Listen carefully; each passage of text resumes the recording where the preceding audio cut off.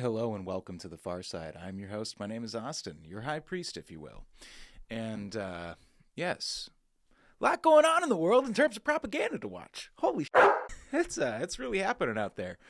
Um, Today we are going to look at some stuff that I have compiled here with Claude. I've been messing around with a couple different AIs, and I will say, Claude is probably the most accurate in terms of actually producing stuff that works. I showed what's it called?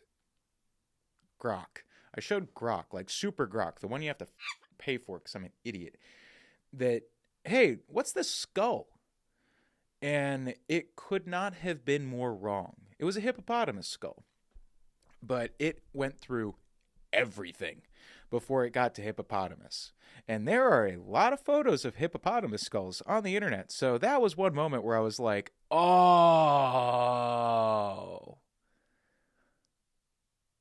Elon is lying. He's not being truthful. And Sam Altman, he is also lying. Guys, I'm so sad. I thought the tech oligarch elites were telling me the truth. Next, all of a sudden we're going to find out Peter Thiel isn't really the Antichrist. I don't know if my heart can take that. I don't know if my heart can take that sorrow. That's too much sorrow and sadness for one boy, one man. So, whatever. Who cares? Here we are. So, let's start off with, look, this war, I will say as an American, I am still draftable. I don't want to die in the Middle East, personally. Or if I do die in the Middle East, I'd like it to be at a ripe old age, surrounded by beautiful Persian women. Not in the desert, surrounded by beautiful Persian men, while I'm still young. That said, I'm also of a certain age where, I'm noticing on the video games, my fast twitch reflexes, I'm over the hill. I'm old now. I would never qualify for esports. Just too old. I could maybe be funny enough for a Twitch streamer, maybe. We'll see. I don't know. Who knows? Subscribe. And yeah, I cannot eat a lot of food. So if you want me in your military, I'm going to be in some cushy room getting nice food. It's just, or else I will explode. I will blow up if I eat regular military food, army food, meals ready to eat, the MRE. I will explode. It will do more damage to me than an enemy bullet. I promise you that. And an enemy bullet could kill me for sure. But I have talked to enough dudes in the military and ladies in the military to know that the bubble gut that normal people with actual intestines that can digest a lot of different things and have no food allergies or sensitivities, blah, blah, blah, blah, blah, blah, blah. I would explode.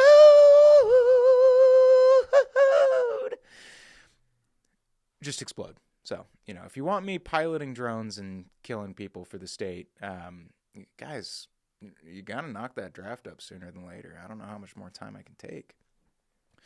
So here we are with the world of boom. Bad stuff happening. So I need to get to a saved thing. I apologize for not having this queued. Forgive me. So. This goes into one. Has anyone else been checking out the Free Press? The Free Press is the biggest shill magazine for Israeli politics in America that I have seen. It is genuinely impressive. So we have here the Stanford Chabad house threatened with Holocaust 2.0 on day of Purim party. Now, it's difficult to say this with certainty. But I know I can say this because we have the evidence of things being uncovered as time goes on that, this turned out to be false. This turned out to be a fake hate thing. That happens more often than I think a lot of people would like to admit, but also most people don't pay attention to propaganda and the narratives that are put in. So, here we are. Apparently, several hateful messages have been sent to Stanford Jews with the same email address, culminating a warning hours before Purim festivities. Now, meanwhile, this is at Stanford. Stanford is one of the wealthiest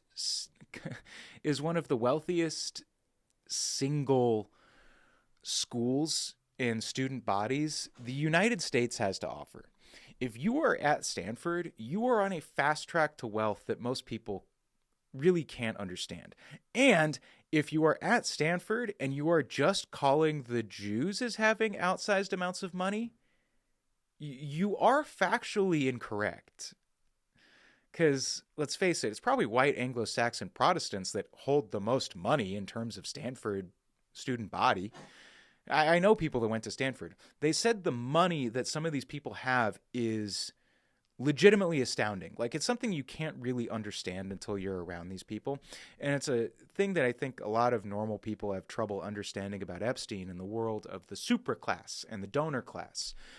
That these people can just live a life that makes them think they are a different species than us. That is incredible. So, when they said, when one of these messages accused Chabad levied highly specific accusations against internal events organized by Stanford's Jews before accusing them of outsized wealth and a persecution complex. Now, the persecution complex can be believed. Recently, I believe it was the ACLU or it was one of these other watchdog groups, changed the definition of anti-Semitism to include anti-Zionism. I look Jewish.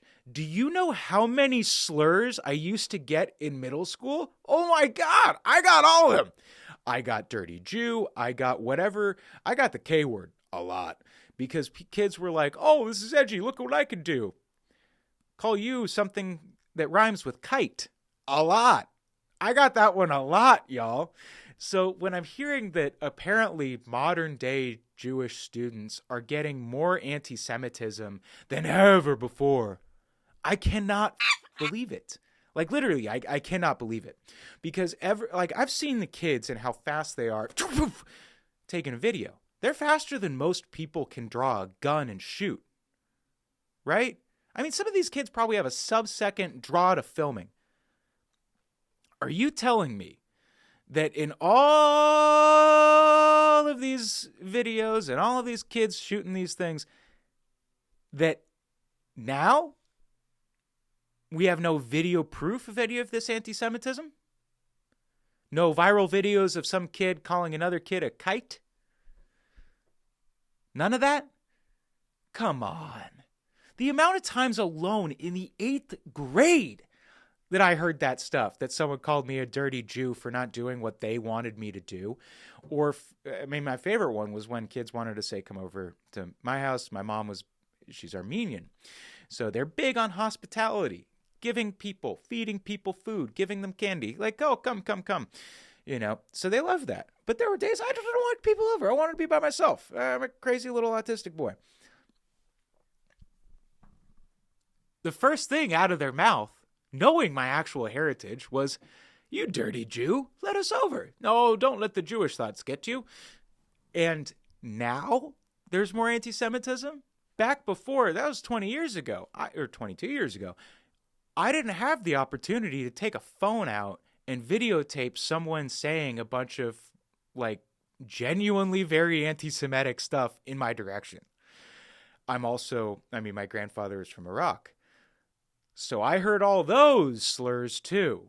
And that was kind of height of GWAT. So like, you know, what would this would have been 2002 to 2004. The slurs I used to hear. I've talked to like multiple people of different ethnicities. And the funny thing is because of that weird heritage mix, I got more hate than like black kids at my schools. Because it was just like, oh, no one's going to walk up and call them an N-word. It's like actually abhorrent. Especially in those days. Like now, especially not. Back then, you know, I'm sure people said it. I didn't get too much of their personal thing in that. But what I do know is that I got a lot of hate. So again, you're telling me that kids these days with the cell phones, with a sub-second draw to video, are not getting called kites all the time? then I do not believe they are facing more anti-Semitism than me and other Jewish-looking or Jewish kids back in the 2000s and the aughts, when there were no video cameras around telling everyone to whatever. Seriously, I genuinely do not believe it. But if you have some kid looking at another kid in class and pointing at him and being like, "Free Palestine," or maybe, it's like, okay, first off, I don't think the 13-year-old Jewish boy anywhere in the world has control over what Israel does. Period. Y'all, can we get past this? It's disgustingly annoying and frustrating. Truly frustrating. So when I see this, the messages sent to Chabad levied highly specific accusations against internal events organized by Stanford's Jews before accusing them of outsized wealth and, quote, a persecution complex. I'm inclined to think that this came from inside the house, y'all. The call is coming from inside the house. Yes. And at this point, I wouldn't be surprised if it was someone who was just trying to troll and piss people off, or someone who is trying to gender sympathy, because I'm seeing a lot of tail wagging the dog when it comes to the way Israel goes about its propaganda for a lot of this stuff. And this is where we turn to some stuff that I have compiled here with Claude. Oh no, we went back. I want the other one. No. What about our recents? What about our most recent one, Claude? You didn't save it? No! Here we go. Learning how to use the things. So, I have been looking at why is there so much contradictory messaging surrounding this? And a large part of it has to do with both parties, the U.S. and Israel, wanting something out of Iran. The U.S. wants to do a 4D chess move where it goes, "We're taking all of China's oil, and of course all of China's oil came from Iran and Venezuela." I don't believe it for a second, but that's just me. I think that is part of it, but I think what really it comes down to is Trump has dementia. It's probably advancing pretty rapidly based on some of the deteriorous signs his body is showing. And I think he wants to just burn down to avoid more scrutiny regarding the Epstein files. 100%. I think that was a completely bungled thing, and he wants to do anything to obfuscate from the fact his name is in the files hundreds of thousands of times or some incredible number. Although I would not be surprised if a decent amount of Trump's mentions are literally spam mail. You want to tell me that Trump, this motherfucker who plasters his name on everything in the gaudy, most ostentatious way, and I have Middle Eastern heritage, and I'm calling it gaudy and uncouth and gross. I'm just talking about his interior design here. Have you ever looked at the interior? It's gauche. A Turkish man would walk in there and go, "There's a little too much gold in here for me." Well, actually, they'd say, "There's a little too much gold in here, my friend. Habibi, too much gold. Too much gold." Have you heard the phrase, "tone it down"? We do not say this often in my country, but please, my friend, tone it down. Habibi, tone it down. None of that. I smelt someone smoking a Turkish cigarette the other day, and actually it was earlier today, and I was just like, oh God, see, we need that smell. That smell is delightful. Of course, when I asked the guy, "Hey, is that a Turkish cigarette?" He was like, "Oh God, I'm sorry, I'll put it out. It's like, dude, it's fine. You're okay. I know I'm managing things, but like, dude, you're fine. I don't care. Okay, so the official justifications as compiled here by Claude, and, I added to this through the prompting thingies, largely about nuclear prevention. There is apparently a nuclear program which needs to be eliminated, which has apparently been eliminated like 4 or 5 times in the last couple years. So I am increasingly skeptical that they ever had anything close to a nuclear situation, period. imminent threat to American. Trump framed Iran as posing an active danger to, quote, core national security interests of the United States, citing its missile programs and proxy networks. So the proxy networks they're talking about is, in part, potential sleeper cells that snuck in through the open borders provided by the Biden government. I mean, it plays into a certain fantasy that a lot of people have on both the right or the left of it's something that falls in the same vein as like the apocalypse fantasy where you get to just like shoot, duke it out, Cowboy West, fight people in the streets, that a lot of people have, where when I see them talking about Iranian sleeper cells blowing shit up all around the United States, my first thought is, I think a lot of this gets perpetuated because a lot of people secretly want there to be some sort of sleeper cell agents that are going to try and take over every major sporting event in the near future. I think they want that. Why? Because they want to shoot them. They want to fight them. They want to go toe-to-toe and go, hey, I have been practicing my draw, my appendix carry draw, and I got my CCW, and I've been doing all the training, and I've been shooting at the range. Let me shoot someone! I think that's where a lot of people are at. So they're like, hey, these Iranian sleeper cells, bring them on, bring them on, bring them on. Meanwhile, I'm like, y'all, I don't think they're going to blow anything up in Nebraska. They know how many guns you have in Alabama or Oklahoma.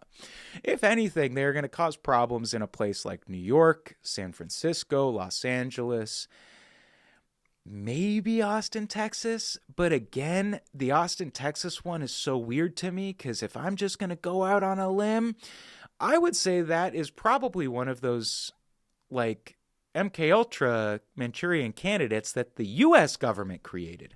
Why? Austin, Texas is the hub of new media. Whether or not you like it, Austin, Texas is the hub of new media in America. You have Rogan and all these other podcasts that have moved down there that are going to be deeply affected by this shooting in a way that they wouldn't be if this happened in Los Angeles, where they wouldn't be if this happened in New York. Picking up what I'm putting down? You following me? So say you give the magical phrase, Tuesdays are wonderful for making waffles, and then you follow it up with, my Zoom Pot Track 4 just dropped and exploded into 1,000 Kinder Eggs. And then you follow that up with, the pizza is next to the grape soda. I'm sure there is one person out there listening to this that just started.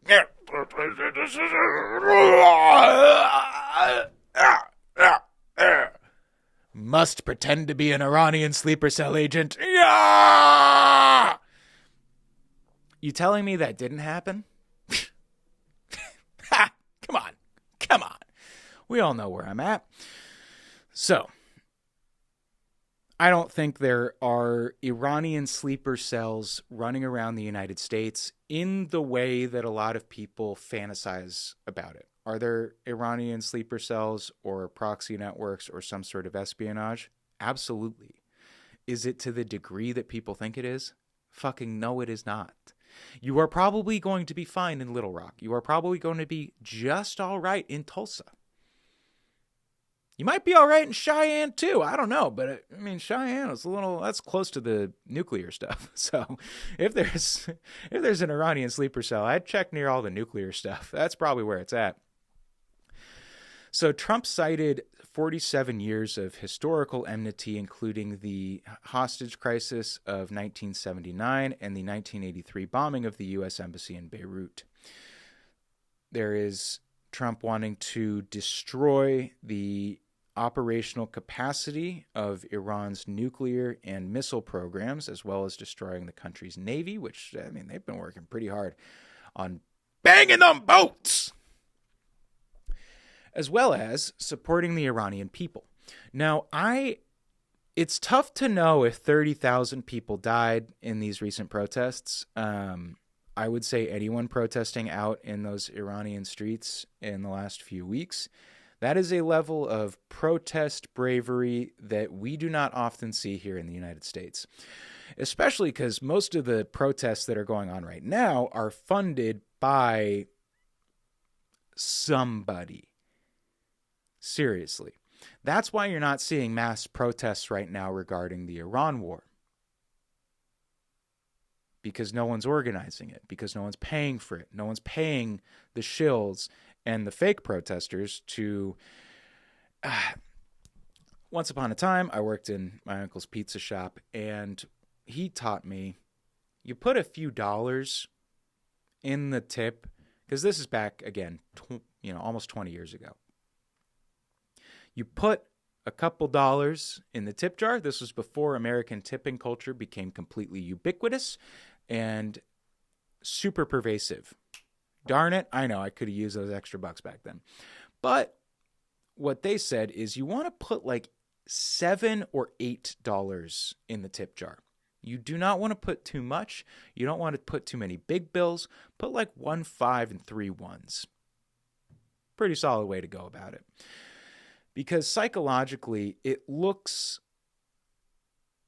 better to a tipper. Like, oh, there's $8. That means other people believe it. This person's doing well. Or say like what I've been doing recently, which I have spent probably a irresponsible amount of money pledging to get dogs off of the red line, which is the euthanasia list here in California. We are having an absolutely disgusting and abhorrent shelter crisis. Part of it is because as the economy goes up, a lot of people look at their dogs and the medical bills surrounding that, and they just go, shit, I can't afford this anymore. And that's truly sad. There is also an element of a lot of people who have been deported. What happens to their dog? Well, it gets taken by a shelter and then thrown in whatever, and a lot of them have some kind of behavioral issue because they watched their family get, essentially kidnapped by masked Gestapo agents, which I'm here with my fucking name on the internet. If you're a fucking ICE agent and you are wearing a mask, you are a disgusting, cowardly scum. You lack honor. You want to wear a gun and armor and not have any honor? That is your choice. That is a bad choice, and I think that choice will be looked upon unfavorably in history. But what can I say? You were just doing mall security. You were doing security at a fucking carnival. You clown. And so when you said, I've had enough of this Foot Locker. I have dreams bigger than this food court. I want to spread my wings and fly. So you applied to your local police department, and you're too much of a fucking retard to join the police department. What's my bona fides for saying retard? I'll tell you what, I'm retarded. Not really. But I have had enough head injuries that I have to count them on my toes. That's where I count the TBIs. I count the TBIs on my toesy woesies. Yeah, I'm covering up my feet. You ain't getting that shit for free. Kiss my toesy woes. So, when it comes to the protests, were protesters killed? Absolutely yes. How many of those protesters were Mossad agents or some other government instigator? Kurdish instigators being paid by the CIA? Not zero. So, there's a sweet spot for the number of protesters getting killed that is like the tip jar in the pizza shop. Too much money in the tip jar, and people go, I don't really know if we want to get involved in that. I don't want to put more money in that. They're plenty, that's fine. Too little money in the tip jar, and they go, someone's obviously like not doing their job here. So, 30,000 was the number that they settled on as being the $8 in this analogy. That's enough protesters that it could get the United States all hot and bothered. Oh, they're killing protesters over there. They're mistreating protesters over there. Meanwhile, we're killing protesters over here. Do some of them maybe put themselves in situations where they're going to be shot by incompetent, poorly trained ICE agents that are trained by the IDF, mind you? The IDF, which is known for having a shoot first, ask questions policy. Google the the Jerusalem Times, the Times of Jerusalem. I believe that's where I read the article of people in Israel complaining about the IDF's tactics, particularly their shoot first, ask questions later mentality. And then we wonder why some of these ICE agents might be shooting first and asking questions later. Seems relevant. So, because Americans, we have a soft spot for protesters that are trying to get their freedom. Let's ignore Hong Kong real fast. So Israel, the official justifications are the existential nuclear threat, which again, apparently they have had a nuclear weapon or were close to getting a nuclear weapon or might have had nuclear capability or might have been close to nuclear capability. But then in the last, 5 to 7 years alone, they have had their nuclear program completely fucking neutered multiple times, if it ever existed at all. How many of their top nuclear scientists got wiped out by like the most experimental drone technology the US was capable of deploying? At least a few. One of them got killed by this like interesting interesting is fucking terrifying, but kamikaze drone that just basically is like a rail gun. It just shoots a giant fucking chunk of shrapnel. You're poof! So much that it could, I think some of the people in the car that he was in survived. It just, he was toast, shredded to bits. Not a good way to go, although it would be instantaneous and probably relatively painless. But who knows? I have drank enough strange substances to know that there are situations in which your brain can perceive time very differently. All of a sudden, every breath is an eternity. Go drink some ayahuasca with some serious shamans. You may not want to do that. It's not for everyone. We could do another cast on that, but that's a different situation. But trust me, some breaths take an eternity. So the other thing was revenge for October 7th. The Israeli military also framed the attack as revenge for the Hamas attack on October 7th, saying the Israelis will not forget Iran's sponsorship of Hamas. I will not get into all of that right now because Hamas was sort of selected out of a few groups of Palestinian authority, I guess you might say, to be the sponsor of like the state of Israel sponsoring, hey, we'll get this one group and we'll get them up. And I think that was back in the 70s. And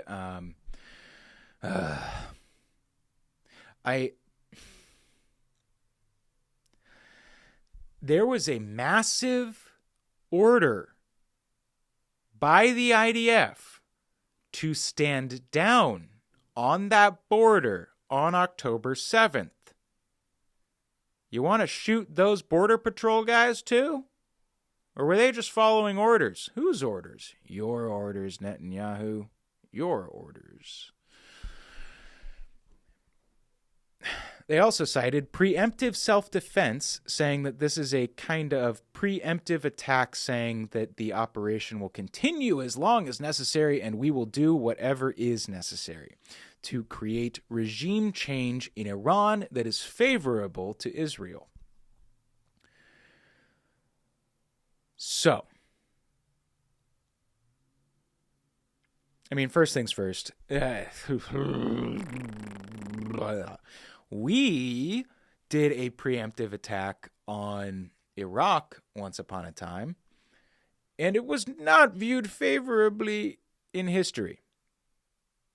Now, in my opinion, I do not think currently the United States nor Israel wants to put a lot of boots on the ground to fight the Iranian military. I think they are sponsoring, and we have articles that say this, so it's sorted on Ground News and a few other places, that Israel, and let's see if I can find it real fast, that Israel and fucking, what's his name? Here we go. The Trump. Here we go. CIA working to arm Kurdish forces to spark uprising in Iran, sources say. I think the U.S. and Israel are trying to create a civil war in Iran so that they can, because what they don't want is another Libya on their hands. They thought they could get rid of Gaddafi and all of a sudden Libya might play ball existentially with Israel and all these other countries surrounding them, the United States. Oh, also, Gates admits affair with 2 Russian women while married and apologizes for the Epstein ties. It's so nice to see apologies. I love a good apology. It makes me forgive him immediately. Oh my God, I forgive him. He said he's sorry, everybody. He said he's sorry. And admitted to the barest amount of bullshit that he is implicated in, but whatever. So, when it comes to the regime change, I mean, absolutely, but they need it to come from internal sources. They need it to be internally backed. They cannot afford another Libya on their hands. They just can't. So, why does this all appear to be contradictory? Well, because neither country actually has a good reason to go to war. They just want to. I do think, to a certain level, the U.S. was going to war with Iran because we just need to shoot some missiles to put money back into the pockets of Raytheon, Boeing, Lockheed Martin, all that stuff. That is the racket that is the military-industrial complex in America. And we don't really talk about the military-industrial complex anymore, which I think is kind of funny. Mostly because we're seeing how many industrial complexes there are and how they are all kind of tied together through people like Jeffrey Epstein or Bill Gates or Donald Trump, Netanyahu, that it turns out all these people are in bed with each other, that the CEOs often have revolving doors between whatever industry they are in and the U.S. governing body that is supposed to regulate that industry.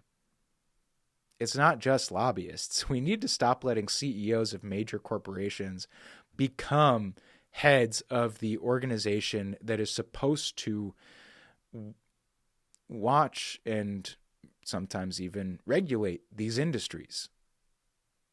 Just look at all the glyphosate that's like in everything and all the glyphosate that's linked to the cancer.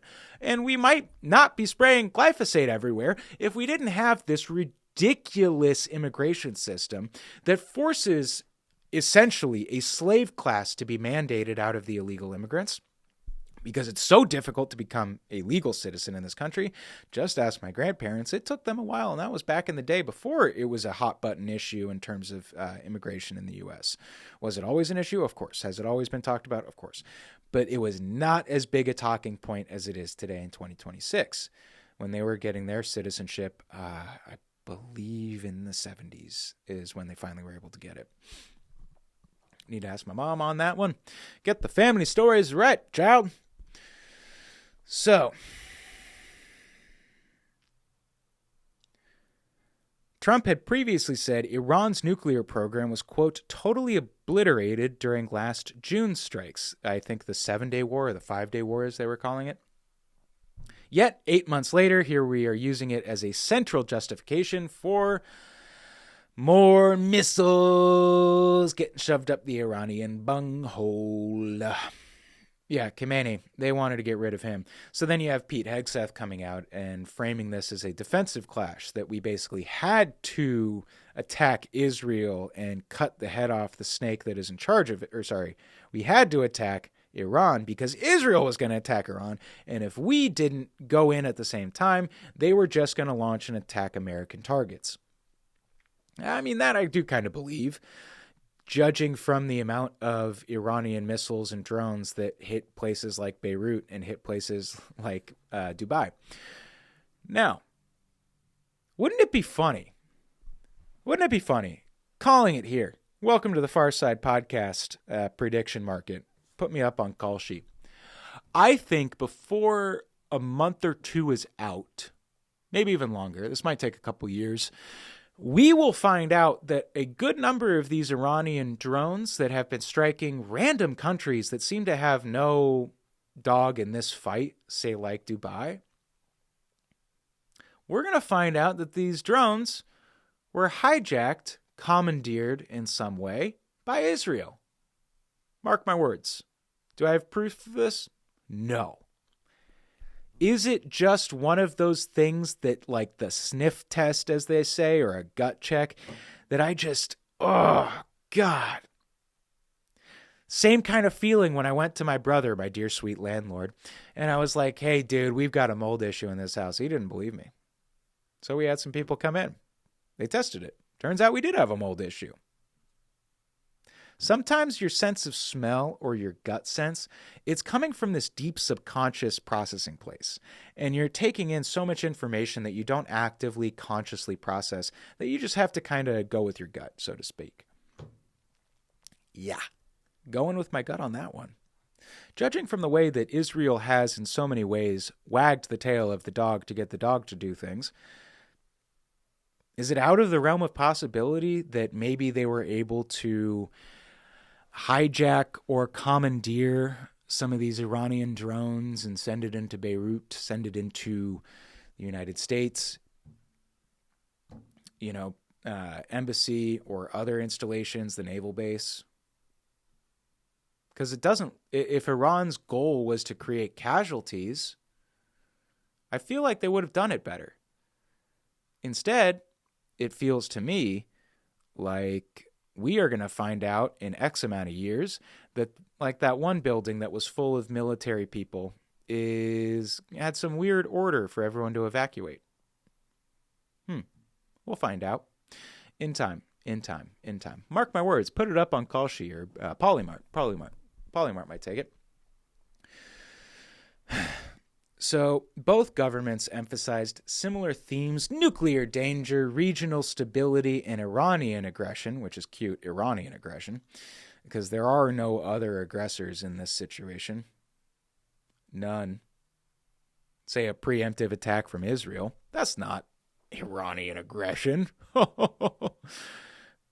Maybe I'm blind, but the specifics differ. The U.S. leans more into American national security and historical grievances, while Israel leans more on the existential survival and October 7th or other recent grievances, say like the treatment of Iranian protesters during the recent protests in the last month. So, Trump gets on and he says, oh, well, I might have forced Israel's hand when he was regarding the attack. And I believe the exact quote was, quote, I might have forced their hand. You see, we were having negotiations with these lunatics, and it is my opinion they were going to attack first, and if we didn't do it, they were going to attack first.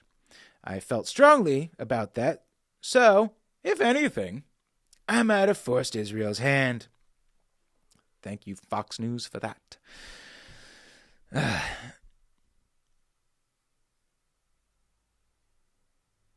Which was basically a question. I love these guys in the Trump White House. No, I don't. I don't love them. But I love how they have to say the quiet part out loud. Are you kidding me? Stop it. Stop saying the quiet part out loud. If you want to be an effective fucking operator in your world, in the murky sphere of politics, stop saying the fucking quiet part out loud, you brain-dead fucking troglodytes. Have some class. Have some fucking decorum. The indelicacy of all these operations is an affront to us all, is a literal insult to thinking people everywhere. God, I feel like I'm taking crazy pills. Between the Epstein files and this stuff recently, and a bunch of the other shit recently, it's getting increasingly difficult to maintain a normal face and go about one's everyday actions. I may or may not have bought a bunch of body armor recently. Why? I don't know. Impulse. And I really wanted to be on a list in California, just in case I wasn't already on it. That said, I think everyone in the United States should have some sort of body armor, so this was just kind of me fulfilling my own prepper paranoia, my own survivalist paranoia. I'll just admit it is fully paranoia. I don't expect Iranian sleeper cells to attack randomly in Southern California. I just don't. Maybe a sporting event in Los Angeles or San Francisco, concert, something like that. Maybe. But again, I don't think so, because it's not enough of an attack to justify what we have done. And because we have pretty effectively cut the head off the snake, I don't think there is enough of a cohesive command structure to get to sleeper cells. Does that make sense? That they might be waiting for another Ayatollah to come in, provided we don't just install one. So, Rubio told reporters on Monday that the strikes were triggered in part because the U.S. knew what Israel was doing to attack Iran, and that Iran would retaliate against U.S. forces, essentially admitting that Israel had set the timeline. That statement caused immediate blowback, particularly from Trump's MAGA base, because MAGA base, while they love Israel, they do not want any other country dictating the superpower that is the United States military. Especially because a lot of the MAGA base does not want more foreign wars. But they're part of a fucking cult, so they're going to end up in a war whether or not they like it, because they have attached themselves to a narcissist of the highest order. Whether you like Trump or you don't, the man is a narcissist. Let's just admit that and move forward. And let's face it, a lot of people from MAGA spots, well, they live in parts of the world where there might not be a lot of options. So a lot of those young men and women end up in the military. So a lot of that MAGA base is looking at their sons and daughters and going, yeah, shit, I don't know if I really want them going and fighting and dying for Iran. And that's where we have this incredible video that, how do I find my repostings? Israel is the reason for this war. America does not want to fight this war for Israel. Let's go. Come on, let's go.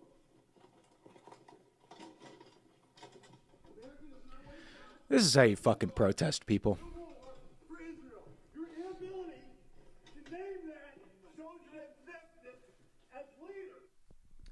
So one reason why this is a very powerful moment of protest is because that is a senior, here we go, U.S. Marine Sergeant Brian McGinnis. So this is one of those that so one of the things when you join the military, I'm a civilian, so there are other people who can speak on this better, but when you are in the military and you wish to give an opinion about politics or what's going on there, you are supposed to do it out of uniform. And you should probably wait until you are out of the military to actually give your opinion if your opinion is contrary to what the chain of command is commanding you to do, basically. So, for a Marine sergeant, one who looks like he's been in there for a while, to wear his dress uniform for this protest, I mean, he's essentially martyring his career to get this message out. That takes some fucking chutzpah. That takes some cojones, some serious balls. I mean, they're having so much trouble dragging him out because of the weight of his massive brass testicles. I mean, they might be titanium steel alloy, by the way, they're struggling with him, that a former Navy SEAL turned AIPAC-sponsored Senator Tim Sheehy, who had received about $130,000 in contributions by various pro-Israel groups, quickly rushes to remove the Marine veteran. I mean, that is one way to make sure that you are getting your AIPAC money. Fuck this guy. This guy who comes in here trying to protest, saying that we don't want our sons and daughters dying in a foreign Middle Eastern war. Fuck that idiot. Let's get him out of here. But again, that is powerful protest because that man is putting a lot on the line to say this. A lot of these people who are in protests, say for ICE, one reason why I find it a little suspect is many of these people don't have a lot at stake. Maybe I'm wrong in that, but like I would say many of us have a lot at stake when it comes to this, but the stakes are different because you're probably not going to lose your job if you go protest ICE. You may lose your life. Be careful. Those ICE agents are poorly trained and most of them are very stupid. Just a thought. Like I could probably, with all my issues, get into ICE tomorrow because they won't do any checks. They'll be like, yeah, we'll give this fucker a gun. Shit, yeah. The gun, I mean, less of an issue. It's the badge and the fucking authority that you're giving to retarded mall cops. And you're expecting them to do a stand-up bang of a stellar job when they've been trained by the IDF. The IDF, mind you, doesn't want to fight Iran on the ground. They don't. They want the Kurds to do it. They want the Iranian people to rise up and fight in the streets against their government. Literally, Netanyahu gets online speaking in Farsi and tries to mandate that. And I'm sure Israel has a bunch of sleeper cells in Iran that are primed and waiting for this because, to their credit, they do have a top contingent of well-maintained soldiers that are capable at fighting on the ground. Their average conscript is not. Facts. So they don't want to fight it. They want U.S. troops to fight it and die. And Israel goes in, I'm assuming, as an auxiliary support logistical role. They might have some of their special forces out doing kinetic fighting, but they do not want their young sons and daughters fighting this war.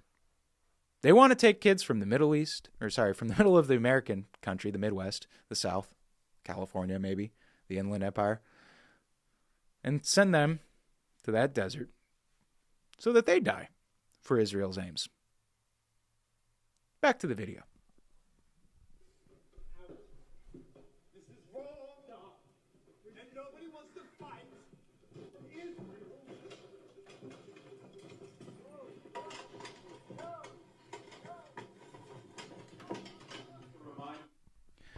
They're struggling so much because the weight of that man's testicular fortitude is like a black hole. It increasingly sucks mass into itself and gets heavier and heavier. Why? Because honor is a burden. And it is a burden that only the strong of soul and spirit may carry. You could be a fractious mind, but if you have fortitude within your soul, you will remember honor. I don't know why I got Scottish there for a second. Freedom for freedom! Please stand up as a Marine. Stand up for America. This is where the congressman comes in trying to get more AIPAC money. And right there, I'll save you the time. That's right where his hand gets broken in the door. Yeah, a fucking senator. I'm sorry. A fucking senator who immediately after this was shamed by the crowd and called a coward. Rightly so. He just needed to get more money for his next campaign, guys. It's going to be a rough midterm for many Republicans. I'm sure many Democrats as well, especially if they're taking a lot of AIPAC money.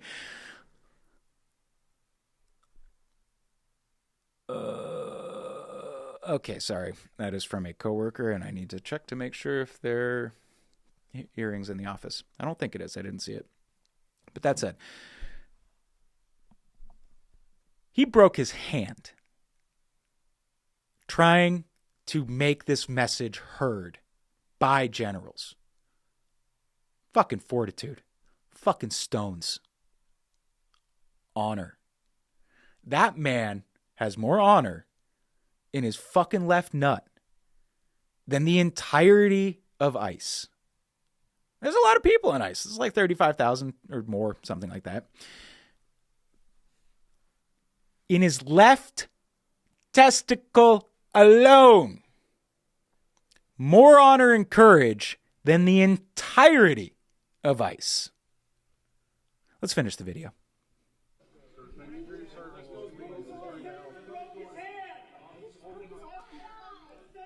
I mean, they're probably going to be showing that on Sheehy's fucking fundraising. He's such an pro-Israel man that he broke the hand of a Marine that was saying that we don't want to fight and die in Israel or fight and die in Iran for Israel. I broke his fucking hand because I love Israel. I love Israel so much that I'm willing to break the hand of a man that, frankly, I want to punch in the face. I'm sure if you gave Sheehy a gun, he probably would have shot McGinnis on the spot for his insubordination to Israel. It's one way to make some AIPAC money. It's one way to get a lot more money. I mean, what was it? $135,102 in contributions by various pro-Israel groups. That man's going to get millions.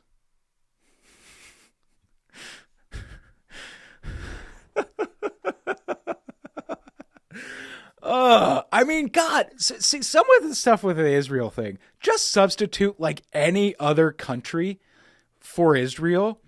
And what? He got all that money from Russia. I mean, shit, he got all that money from France. People would have questions. People would want it investigated. Why is France giving you all this money? But because many of these pro-Israel groups are Americans, they don't get that scrutiny. So what if it was a pro-Russian American group? What if it was an American Chinese born group, all born in America but of Chinese heritage?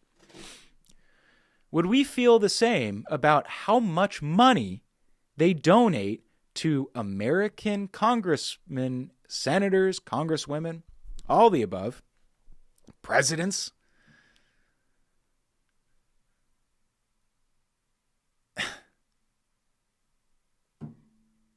To vote in Chinese interest? Like, come on, people, what the fuck are we even doing here anymore? Like, come on. Don't worry, we'll vote our way out of this, because we always do. We didn't vote our way into this. We didn't vote our way into this. We didn't. Yeah, we did. We totally fucking did.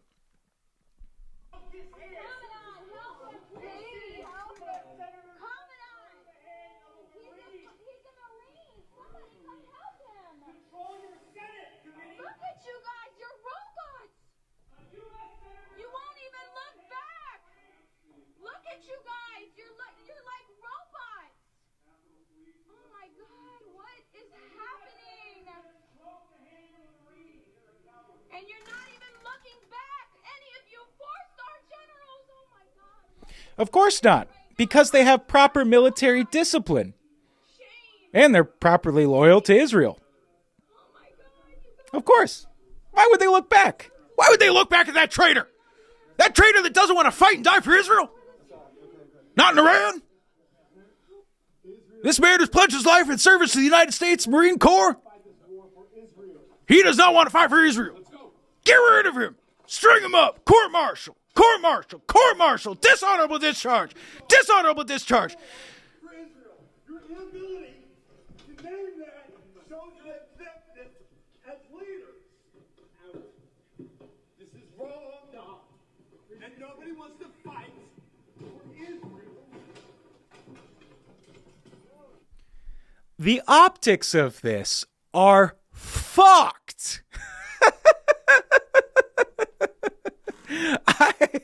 mean, wow. Guys, one of the biggest antidotes to propaganda is authenticity. It is.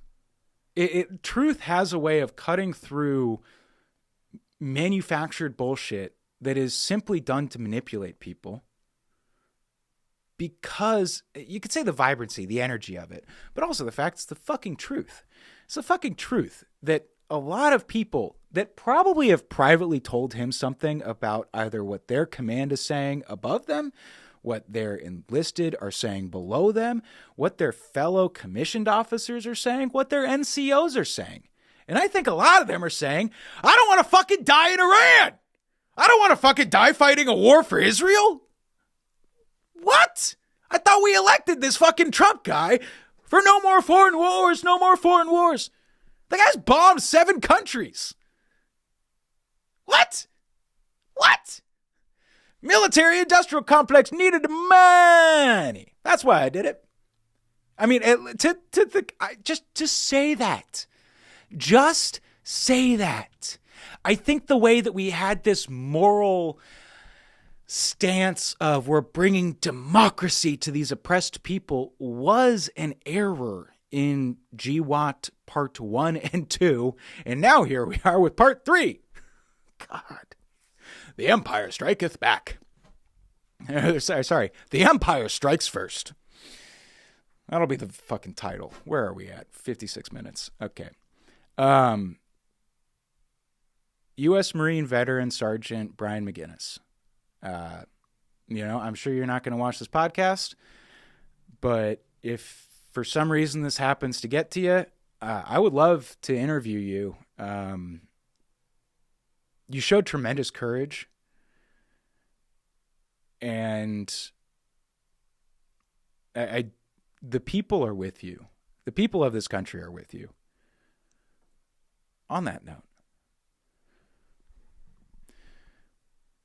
well done, Congressman Sheehy. You're going to get a lot more money from Israel, aren't you, buddy? Yeah. I mean, they're going to play this video. They're going to play this video at Sheehy's next fundraiser. Look at how much Sheehy loves Israel.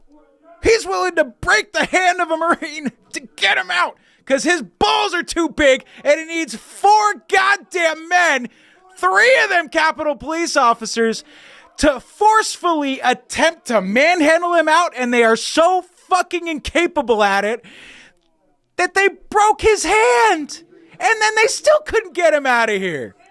Oh my God. I hope they don't play it at Sheehy's thing with the audio. Good God almighty. Like, share, comment, subscribe.